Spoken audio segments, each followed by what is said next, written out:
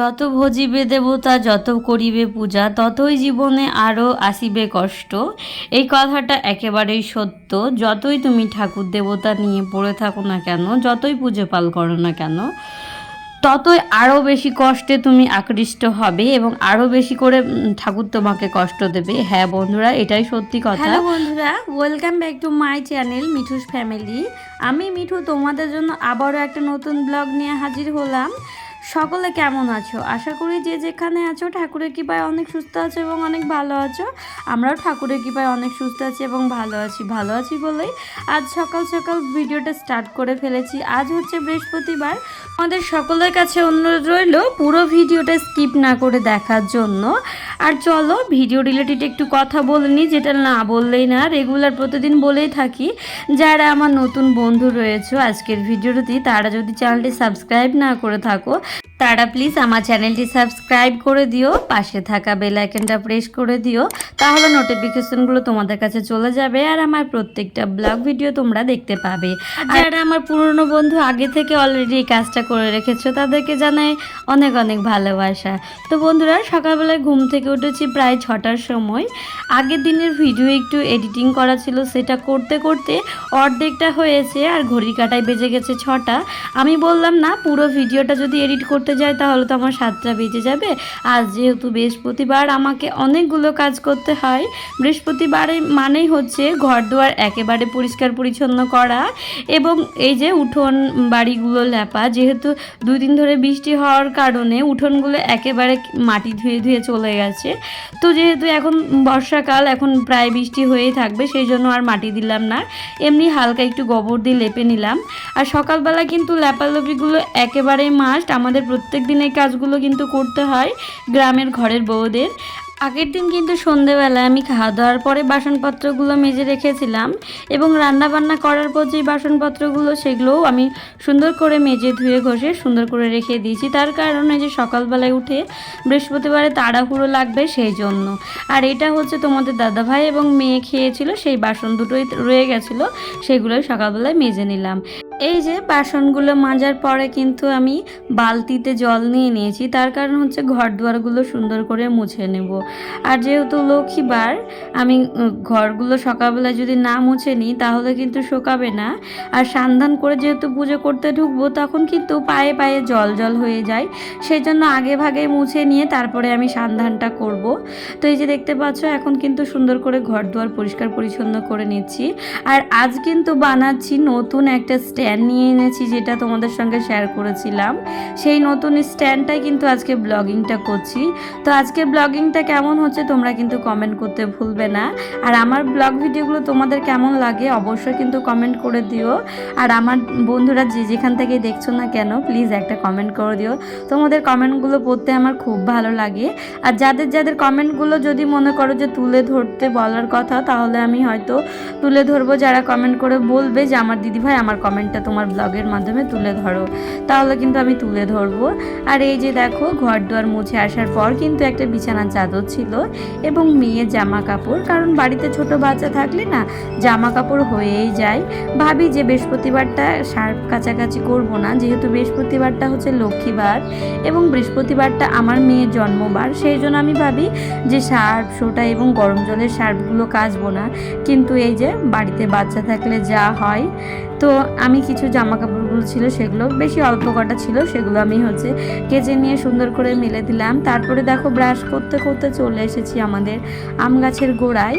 আর বেশ ভালোই হয়েছে, পাকা পাকা আম পড়েছে আমাদের, এখন খুব ভালো হচ্ছে জানো তো। রাতের বেলা সেরকম তরকারি কম লাগছে, রুটি দিয়ে আম দিয়ে খাওয়া হয়ে যাচ্ছে, আর একটুখানি তরকারি থাকলে কিন্তু হয়ে যাচ্ছে। আর আজকের আমগুলো দিয়ে আমি ঠাকুরকে দেবো, সেই জন্য এই যে কুড়িয়ে রেখে দিলাম। যখন পুজো করব তখন হচ্ছে ঠাকুরকে প্রসাদ হিসেবে দেওয়া হবে আমগুলো। আর গাছের একদম পাকা পাকা আম। তো এইদিকে স্নান করে নেওয়ার পর কিন্তু আমি চলে এসেছি ফুল পাড়তে। আর এই কাজটা করতে আমার বেশি ভাল লাগে, আমার খুব আনন্দ সহকারে আমি ফুলগুলো তুলে নিই দুবরি, বেলপাতা, তারপরে ফুল, এমনি 5 রকমের যা যা ফুল হয়েছে আমাদের ঘরে সব ফুলগুলোই তুলে নিয়েছি। সবটা তো আর তোমাদের সঙ্গে শেয়ার করা সম্ভব না, তাহলে কিন্তু ব্লগটা অনেকটাই বড় হয়ে যাবে, তাই না? সেই জন্য আমি ওই একটুখানি ক্লিপ নিয়ে তোমাদের সঙ্গে শেয়ার করেছি। আর এই যে দেখো কতগুলো ফুল আমি পেয়ে গেছি। দেখবে যেদিন বেশি করে ফুল পাওয়া যায় না, সেদিন মনটা একেবারে খুশি খুশি হয়ে যায় আর আনন্দও লাগে, জানো তো। ফুল পেড়ে নিয়ে আমি ঘরে চলে এসেছি। আর ঠাকুর ঘরটা কিন্তু বাসি কাপড়ে আমি মুছেছিলাম না, এবং বাসনপত্রগুলো কিন্তু মেজে রেখেছিলাম না আগের দিন। এই যে তারপরে সুন্দর করে ঠাকুর ঘরটাকে মুছে নেব। বৃহস্পতিবার যেহেতু লক্ষ্মী ঠাকুরের সিংহাসন থেকে আমি লক্ষ্মীর ঘরটাও নামিয়ে নিয়েছি আগের দিন রাত্রিবেলায়। আমি কিন্তু এই কাজটা লক্ষ্মীবারে করি না, আমি কিন্তু বুধবারের দিন সন্ধেবেলায় লক্ষ্মী ঠাকুরের ঘরটাকে তুলে নিই। নাকি বৃহস্পতিবারের ঘর পাতলে নাকি বৃহস্পতিবারের ঘর তুলতে নেই, আমি যেটা জানি, সেই জন্য কিন্তু আমি বুধবার রাত্রে তুলে রেখে দিই। এইদিকে ঠাকুর ঘরটা মুছে নিয়ে খড়িমাটিটা ভিজতে দিয়ে দিলাম। তারপরে চলে এসেছি কলপাড়ের এখানে। এটা আমাদের ঠাকুর বাসন মাজার জন্যই কিন্তু করা হয়েছে পিছন দিকটায়, তো সেই জন্য আমি এখানে চলে এসেছি। আর এখানে আমার একটা বোনও আমাকে ব্লগিংটা করে দিচ্ছে। আর ভিডিওতে বললাম তোর মুখটা একটু নে, তাহলে বন্ধুদের দেখাবো। ও বলছে না, তোমার মুখ দেখলেই বন্ধুরা হ্যাপি হয়ে যাবে। তো আমি বললাম তোর মুখটা একটু দে, তাহলে বন্ধুরা সবাই তোকে দেখুক। তো বলছে না, তুমি ব্লগিং করো, তোমাকেই দেখাবো, তাহলেই হয়ে যাবে। তো ও আমার প্রায় টুকিনাকি কথাগুলো শুনে থাকে। বোনটা যেহেতু অনেকটাই বড়, তোমাদের হয়তো অন্য একদিন ব্লগে শেয়ার করে দেবো। এইদিকে আজকে আমাদের গাছে কত পান হয়েছে দেখো। আর এরকম পান গাছ কার কার বাড়িতে আছে অবশ্যই বলো। আর এই যে যেহেতু আমার প্রত্যেক বৃহস্পতিবারে কিন্তু পান লাগে, আর এই পানটা কিনতে যাওয়া কিন্তু একটা বিরক্তর ব্যাপার হয়ে যায়। তো সেই জন্য যেহেতু বাড়িতেই থাকে, আর আমার খুব ভালো লাগে ঘরের পান দিয়ে পুজো করতে। পানের সাইজটা মানে অত বড় না দোকানের মতো, কিন্তু ছোট, কিন্তু ঠাকুরের পুজো দেওয়া হয়ে যাবে, তাই না বলো? ছোট বা বড় পান হওয়া নিয়ে কথা। আর ঘরের মধ্যে পান আছে এটা কিন্তু আমাদের এখানে সবাই জানে। যার যার প্রয়োজন হয় তারা আবার একটা পুজো পাল হলেও তখন আবার একটা দুটো করে নিয়েও যায়। যেহেতু পুজোর জন্য তো ওগুলোর জন্য মানা করা যায় না। আর পান যত ভাঙা যাবে তত কিন্তু পান বেশি হবে। তো এই যে দেখতে পাচ্ছ এক মগ জল নিয়ে এসে কিন্তু আমি আমার তুলসী মন্দিরটা ধুয়ে নিলাম। আর জানো তো তুলসী গাছ লাগিয়ে কিন্তু একটুও থাকছে না, যেহেতু মাদের এবং পাশের কাকিমাদের ছোট ছোট ছাগলের বাচ্চা রয়েছে। তো সেই ছাগলের বাচ্চাগুলোতে তুলসী গাছটা খেয়ে নিচ্ছে। জানি না এতে আমার কোনো পাপ ঠাপ লাগবে কি না, আমার না এইসব জিনিস আমার খুব ভয় লাগে। আর এই যে মা লক্ষ্মীর পা দিয়ে দিলাম, তারপরে সিংহাসনের ওখানেও খড়িমাটি দিয়ে নিলাম। আর এই যে দেখতে পাচ্ছ এবার মা লক্ষ্মী ঘট পাতবো, সেই জন্য সব কিছু জোগাড় করে নিয়েছি। আর এই যে আম 3টে ধুয়ে নিয়েছি ভালোভাবে। আর তোমাদের দাদাভাই বাজার থেকে নিয়ে চলে এসেছে কলা। ভিডিও শুরুতে একটা কথা বলেছিলাম, যত ভজিবে দেবতা, যত করিবে পূজা, ততই জীবনে আসিবে কষ্ট। এই কথাটা একেবারেই সত্য।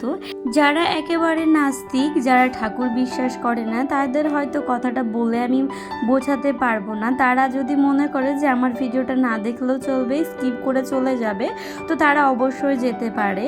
তো বন্ধুরা, যারা আস্তিক, যারা বিশ্বাস করে ঠাকুর আছে, আমি তাদের জন্যই কথাটা বলতে চাইছি। হ্যাঁ বন্ধুরা, ঠাকুর আছে, ঠাকুরের কৃপাও আছে। হ্যাঁ বন্ধুরা, যারা যত পুজো পাল করে তাদের সামনে ততই বিপদ আসে। ঠাকুর সেগুলো পরীক্ষা নেয়। তোমাদের হয়তো একটা উদাহরণ দিলে হয়তো বুঝতে পারবে। যখন তোমরা ক্লাস 1-এ পড়েছো তখন সেই বিষয়গুলো কিন্তু একেবারেই সহজ ছিল, কিন্তু যত ধীরে ধীরে তোমরা উঁচু ক্লাসে গেছো, এইচএস দিয়েছো, মেট্রিক দিয়েছো, তখন কিন্তু সেই পড়ার বিষয়গুলো অনেকটাই টাফ হয়ে গেছে এবং অনেকটাই কঠিন ছিল। সেই রকম এই পথটাও তাই আমি মনে করি। একজন একটা কথা বলেছিল, ভক্তিতে মিলাই বস্তু তর্কে বহুদূর। তর্কে যদি যাওয়া দেয় তাহলে কিন্তু সেটা শেষ হবে না। আর ভক্তিতে যদি মনে করো যে মিলবে বস্তু, অবশ্যই মিলবে। আমি মনে করি ঠাকুর অবশ্যই আছেন এবং ঠাকুর সবার পাশে আছেন এবং ঠাকুর সবার মঙ্গল করছে। এদিকে কিন্তু গল্পের তালে তালে কিন্তু আমি ঠাকুরের ঘরটাও বসিয়ে নিয়েছি। আর ঠাকুরের ঘট বসানোরটা পুরো ব্লগে তোমরা দেখতেই পেলে। পান, সুপরি এবং গঙ্গা জল, এবং তারপরে যেটা করেছি ঘটের মধ্যে স্বস্তিক চিহ্ন এঁকে নিয়েছি। আর এদিকে যেহেতু আম পাতা এবং বেল পাতাগুলো একেবারে নিখুঁত, সেই জন্য কিন্তু আমি আমের শাকটা দিয়েছি ঘটের মধ্যে। অন্যান্য দিন কিন্তু আমার যে পিতলের শাকটা রয়েছে আমের, সেই শাকটা কিন্তু দিয়ে থাকি, কিন্তু আজ যেহেতু একেবারে গাছে দেখলাম এত সুন্দর আমের শাখাগুলো রয়েছে, সেই জন্য একটা শাখা পেরে নিয়ে এসে কিন্তু মা লক্ষ্মীর ঘরটা সুন্দর করে বসিয়ে নিয়েছি। এদিকে আমার ভোলেনাথকেও সাজিয়ে নিয়েছি সুন্দর সুন্দর বেলপাতা দিয়ে। তারপরে আজকে প্রসাদে দিয়েছি কলা এবং আম, যেহেতু গাছের পাকা আম রয়েছিল নিজে আজমন করে নিলাম এবং ঠাকুরদের এখন আরাধনা শুরু করছি। তোমরা পুরো ব্লগটা দেখতে থাকো।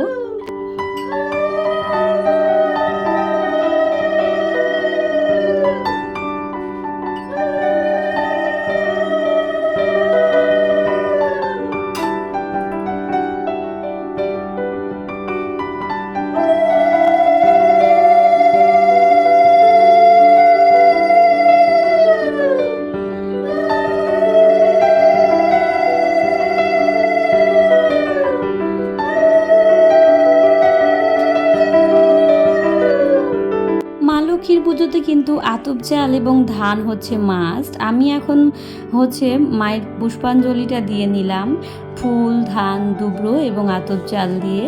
তো সেটা মায়ের চরণেও দিয়ে দিলাম। তারপরে দেখো সুন্দর করে সব ঠাকুরকে একসঙ্গে আরতি করে নিচ্ছি।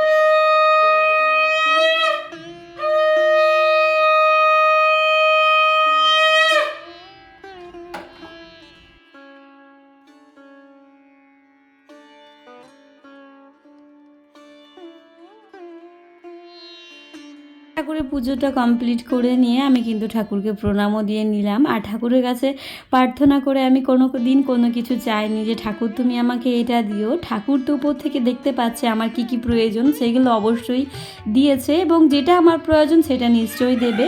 তো বন্ধুরা, আমি কখনো এই জিনিসটা করি না, তো তোমরাও কি এরকম ভুল করে থাকো? ঠাকুরের কাছে প্রার্থনা করার সময় ঠাকুরকে কি বলে থাকো ঠাকুর আমাকে এটা দাও, কি এটা দাও?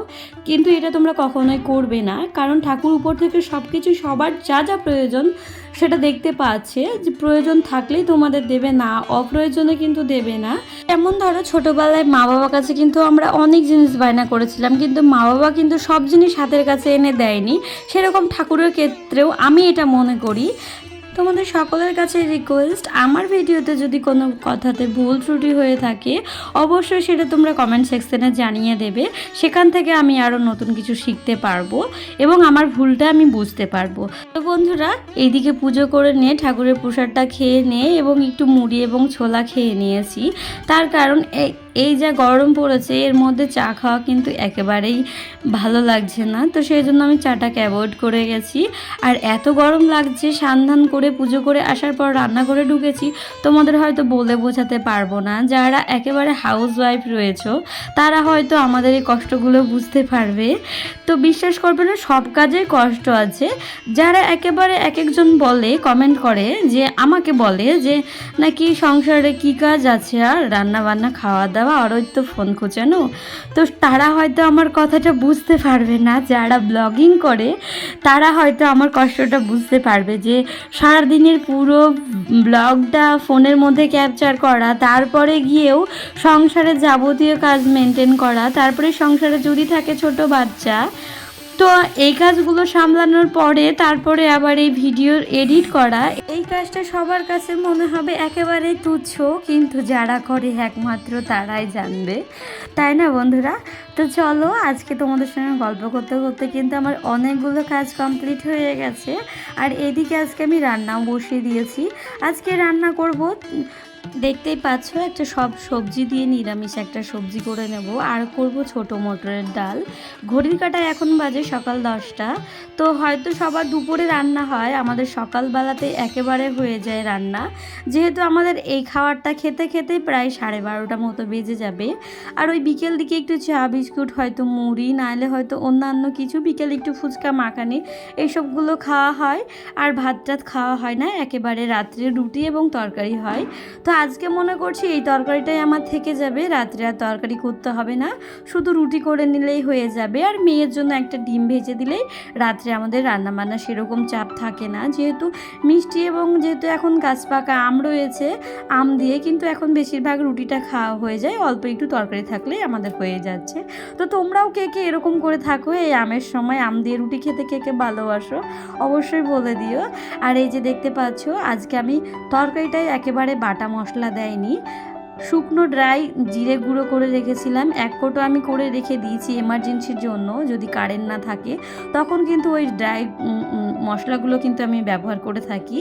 আর এদিকে লঙ্কা ফাটিয়ে তেলে দিয়ে একেবারে তরকারিটাকে করে নিয়েছি। এই যে রান্নাবান্না কমপ্লিট করার পর ঘড়ি কাঁটায় বাজে 11টা, মেয়েকে আগে খাইয়ে দেব, তারপরে যেটা করব আমরা খাওয়া দাওয়া করে নেব। আর এই ছিল আজকের ব্লগ। আজকের ব্লগটা আপনাদের কেমন লেগেছে অবশ্যই কমেন্ট করে জানাবেন এবং বন্ধুদের কাছে শেয়ার করে দিবেন। আর সকলে ভালো থেকো, সুস্থ থেকো। তোমাদের সঙ্গে দেখা হচ্ছে আবারও একটা নতুন ভিডিওতে, নতুন একটি দিনের সাথে। আর সকলকে জানাই অসংখ্য ধন্যবাদ নিজের মূল্যবান সময়টুকু আমার ভিডিওতে দেওয়ার জন্য।